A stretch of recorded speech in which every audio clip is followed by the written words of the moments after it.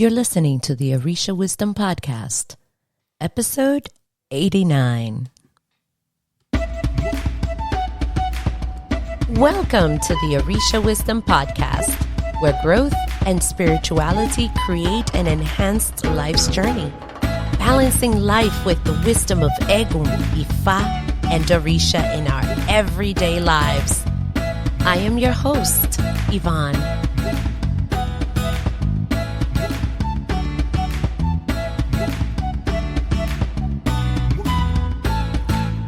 Welcome to the Orisha Wisdom Podcast. I am your host, Ivon. Thank you for spending some of your time with me to talk about all things Orisha, spirituality, and growth. So this is going to be a really good episode. I am sure many of you know this, but maybe not. So this might be a very good episode to grab a cup of coffee or tea or something good, nice water, and let's chat. Before we get started with our episode, I want to give a disclaimer, so don't kill me, but we are going to be talking about money, boundaries with your godparent.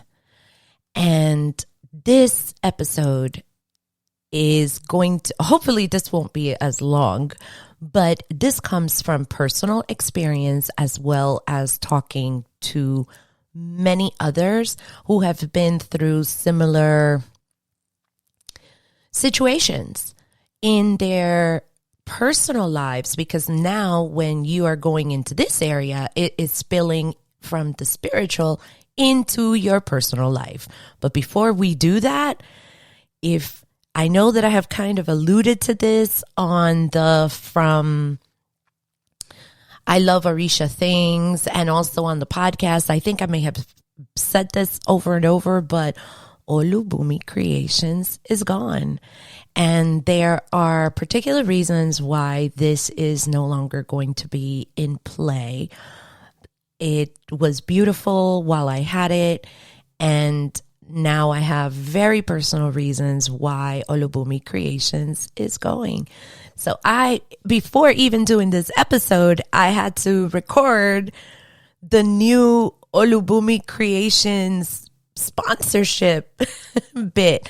And I just wanted to tell you all, for those of you who have loved Olubumi Creations and Olubumi Creation Things, you could still love that, but in a different area. So with that, let's listen to a brand new sponsor for this episode. This episode is brought to you by Your Spiritual Things. Olubumi Creations has said its last goodbye, and Your Spiritual Things is here for you. Do you love Orisha and spiritual things? Me too.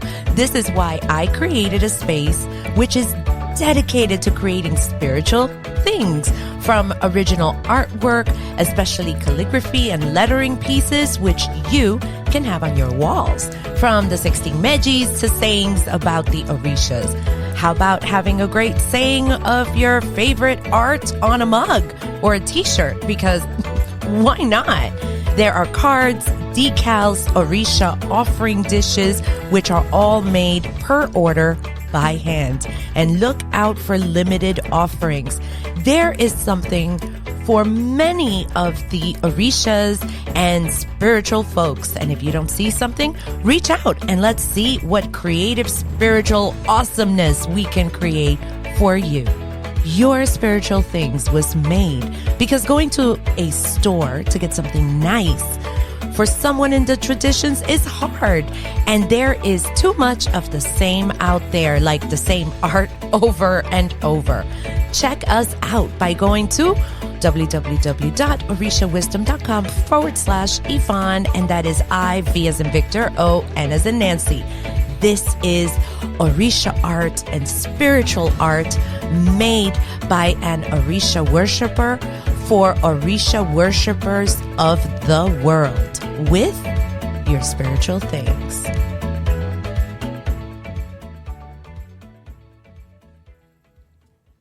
I hope you like it. I'm very proud of it.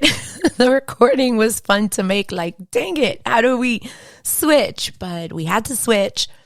And Your Spiritual Things is open. There's a couple of newer things that are coming. I was actually considering doing keychains like Orisha or sayings on a keychain. I don't know. What do you all think? I didn't want to start purchasing any materials if nobody wants it. You know how that goes. But there it goes. I'm very proud of that. Now, with that, let's jump into this episode. I still haven't figured out what I'm going to title it, but I'm going to give you the gist of this. Never do business with your godparent. Maybe that should be the title, right?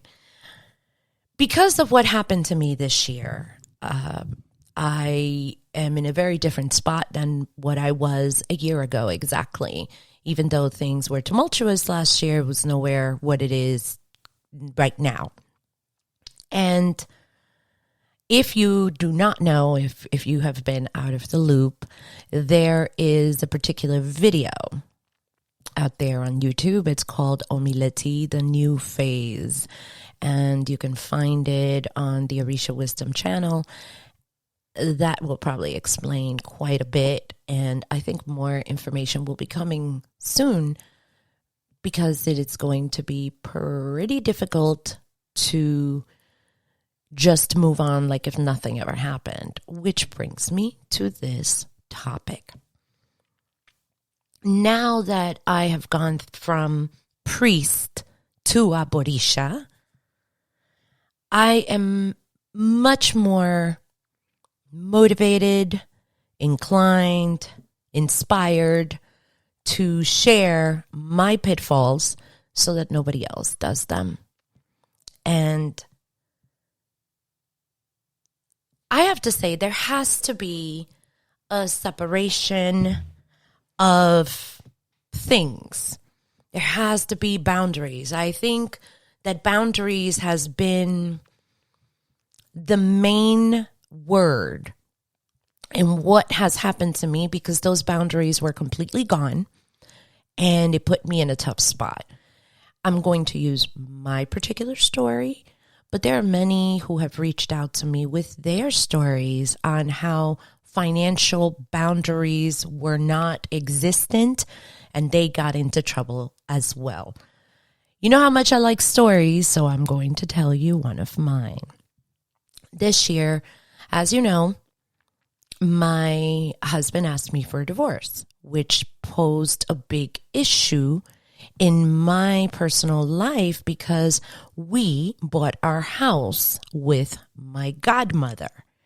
And at first, I didn't think anything of it. I loved her very, very much. I would have done it again in a blink of an eye without thinking about it. And why that bit is important, because of course now we have to start thinking about how to separate our things from each other. So my husband and I were going to be separating, which means we have to sell the house.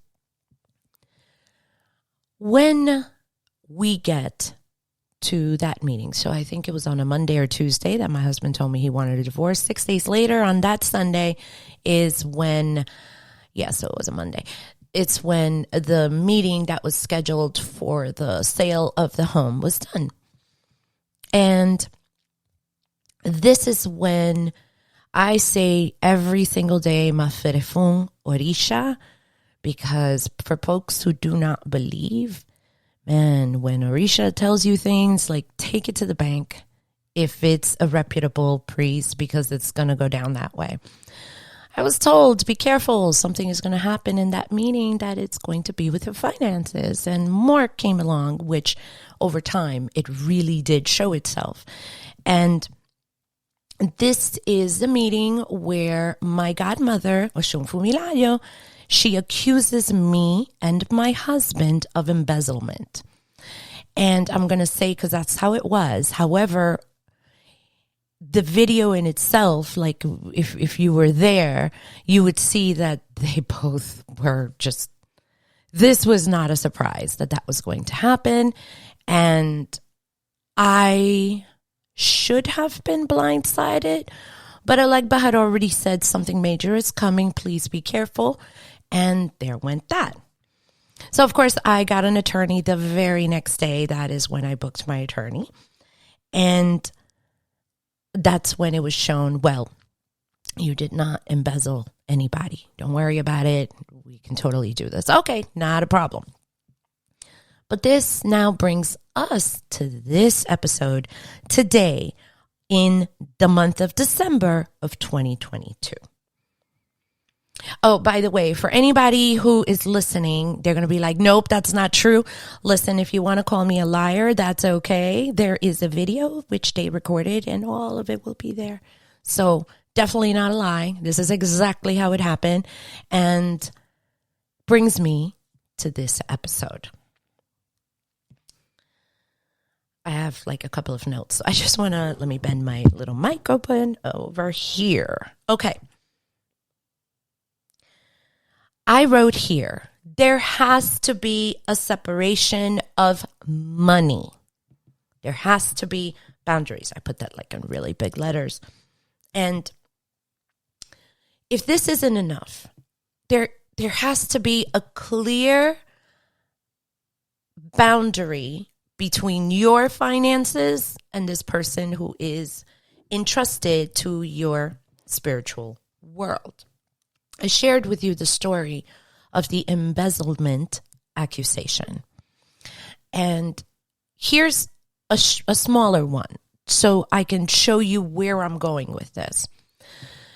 Because she bought half the house, she had the upstairs loft. However, that was going to be for her retirement. So believe it or not, I took up that entire space because it was an open space. And I figured I'm not going to have it for long, but as long as I can, all my artwork is going to be there.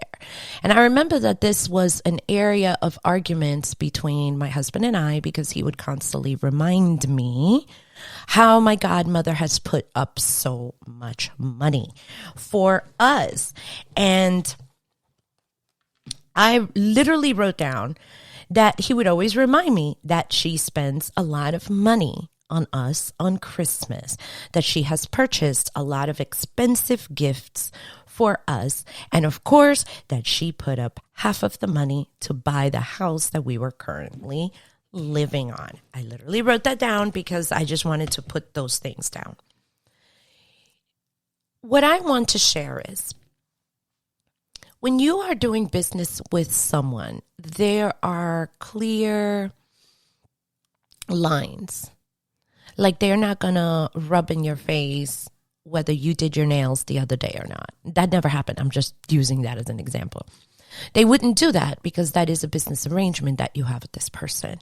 However, when you are going into any form of business, and when I mean business doesn't mean we're going to go run a business together. That's not what I mean. I mean more like money. When you're now going to do something with money, with a person who is your spiritual leader, the lines immediately, you just blurred them. So I take accountability for that because I should have known, but I didn't. I really thought this was going to be a person that I was going to have in my life for the rest of my life. And that is how I went into it. Naivete, you say. I understand that, but it's not going to happen again. And I don't want it to happen to anyone else. So I'm going to give you a couple of pieces of advice. Advice number one, have a budget for your gifts for this godparent. For example, let's say that this person is an Orisha, right? That is an Orisha priest. There are at least 2 spiritual things that you are responsible for. Their Cariocha anniversary, that is the day that they crowned, and the Orisha date of their crown. So for Chango, I believe it was December 4th. Let us say your godparent was born with a crown of Chango, then be sure to remember that date because that godparent may want to do something on that date for their Orisha. So at least those 2. And they're not going to be big gifts. It's going to be coconut, yams, fruits, honey, stuff like that we bring in for the Orisha. It will not be a bulk of money. If it's going to be a small amount of money, it's going to be a small ashedi. It's not going to be a lot of money. So if anybody tells you that your ashedi for the birthday is $250 or even $121, I never heard of the $121, so don't kill me. But if that is said, I would run. That is not usually the case. I haven't heard it. So anybody, I'm open to listening to the community to see what is correct and what is not. For Earth birthdays, I would do a nominal amount going forward. Or for Christmas, a card or something small as well. I used to always hear the commentary that, your godmother always spends so much money on Christmas. So, let's try to give the best that we can. Or, don't forget her because she always gives to you.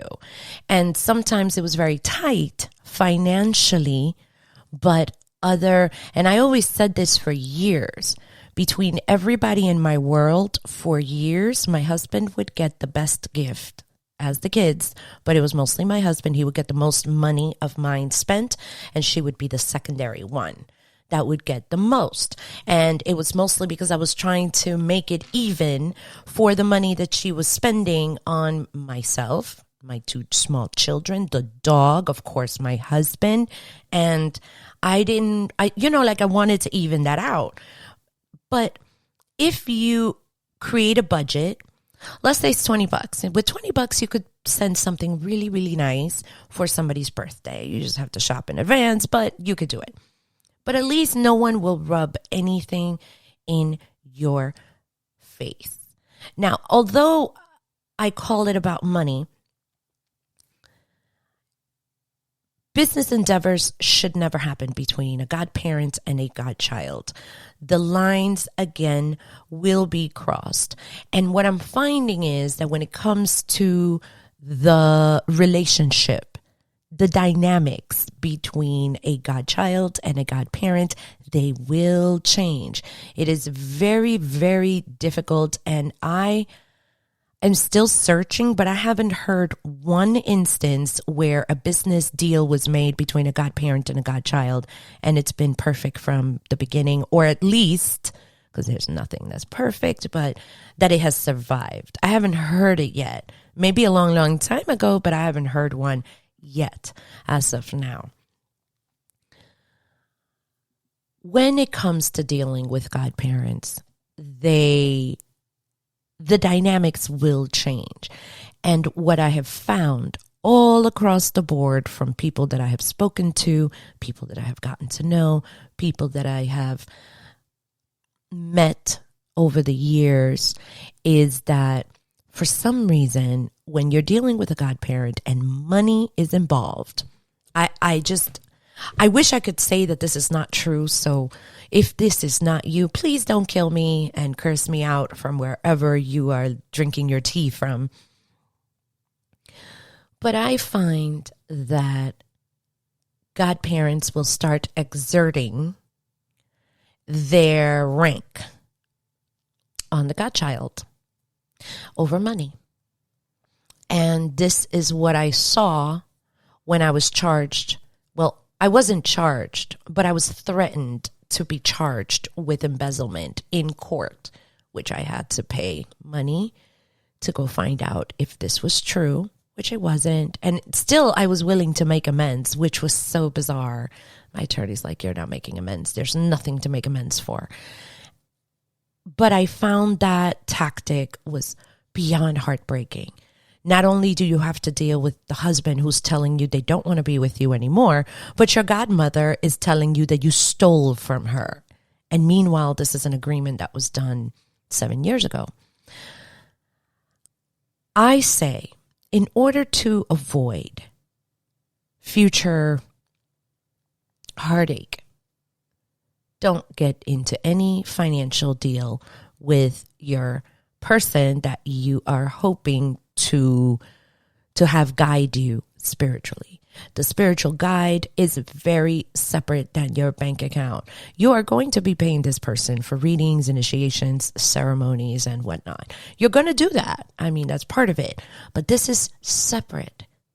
You're already paying them for Ileke's warriors, readings, ebos, rogations, everything else that you're going to need.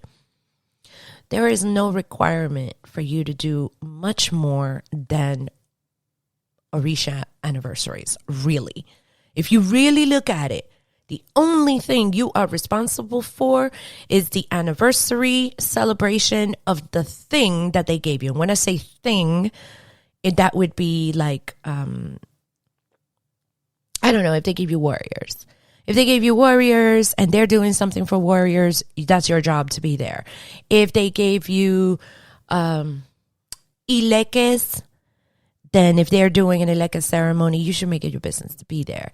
But it doesn't mean to pay money each and every time.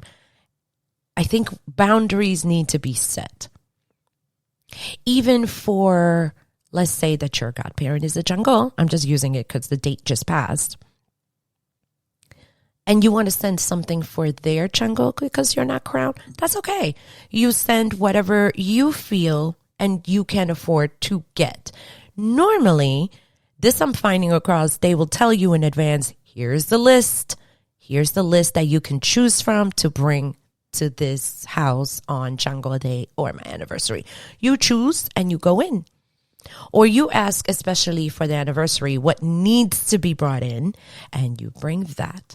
But anything else extra should come from you and you alone. It shouldn't be forced. And that's it.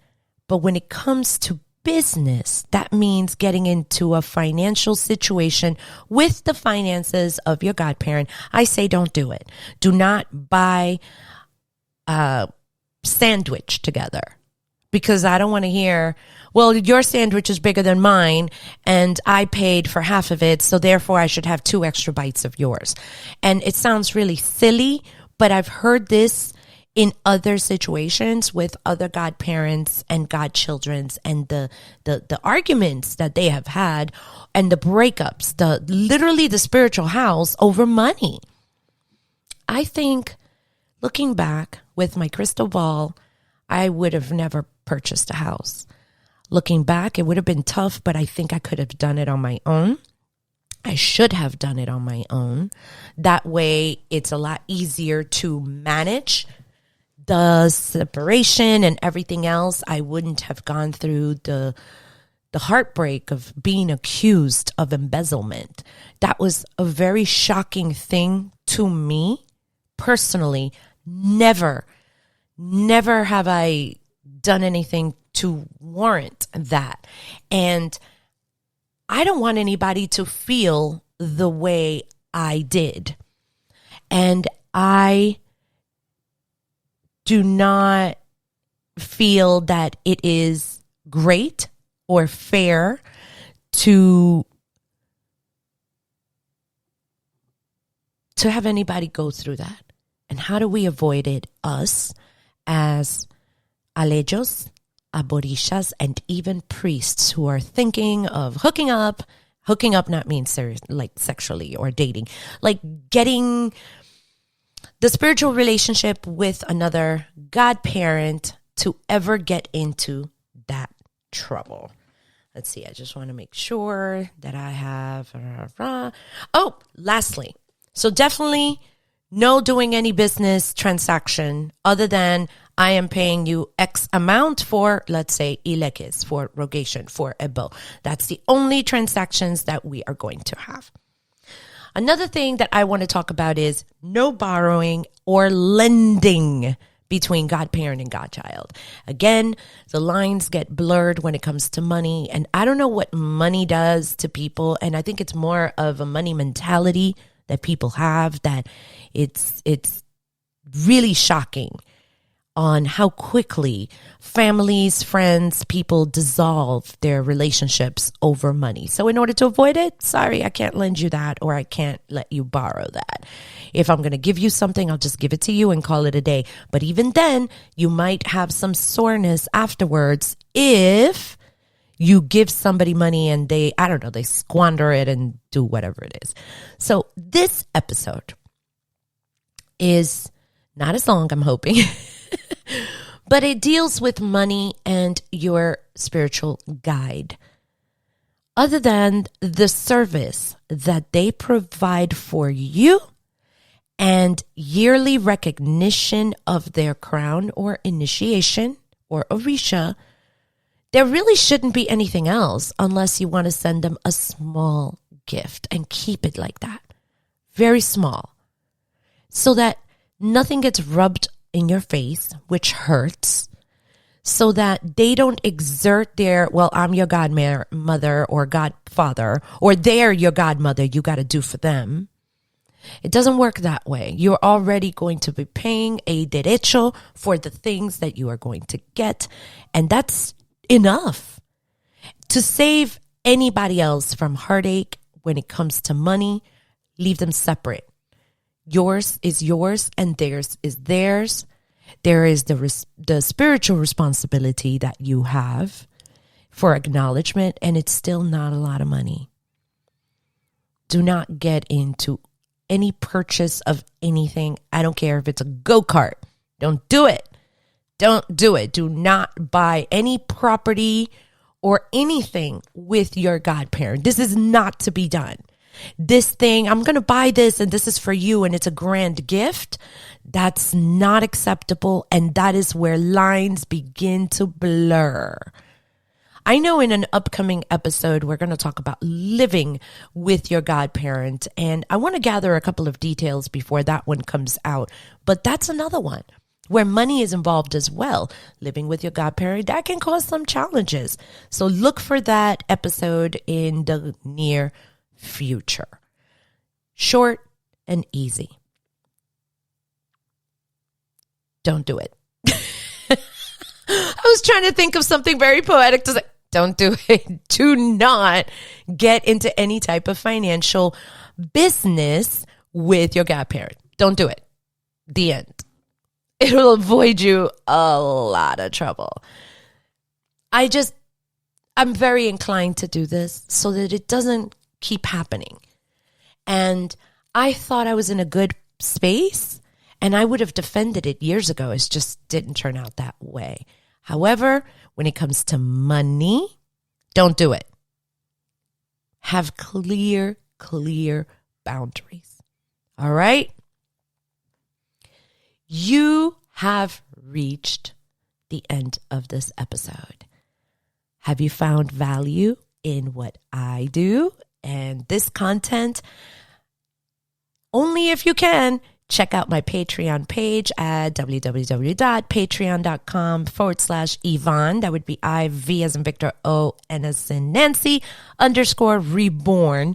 And you will have access to the podcast before they are published to the public, and other perks as exclusive content, private conversations where we do different types of calls. And of course, you will get kudos here on the podcast for the world to hear, but only if you are able to and you want to support. Come and support the Orisha Wisdom Podcast. And I can't wait to see you there. I thank you in advance for your support, as it truly has helped this podcast with the cost so that I can create more content. I would also like to say thank you for the community, for just being the wonderful community that you are. And as you know, if you enjoyed this episode or you think somebody else should hear it, especially this one, somebody that may be doing something with a godparent financially, and you're like, oh my God, no. The artist formerly known as Omileti is saying, don't do it, don't do it. I really am, don't do it. Forward this, share this, so that others may be able to at least get heads up. I wish that I would have known better. But since everything was so insular in our Adupe, I didn't talk to anybody about that. It was just once the decision was done, that's it. It was done. We were moving, we were buying a house, and all these other things have happened in between. Just, I don't know. This episode is moving, but I'm more excited so that other people will not fall like I did.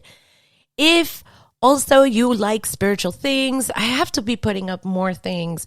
Check out Your Spiritual Things instead of Olubumi Creations. The link is going to be put up on orishawisdom.com/Ivon so that you're able to go hang out. Again, check out basically that information link. A lot of more changes are coming.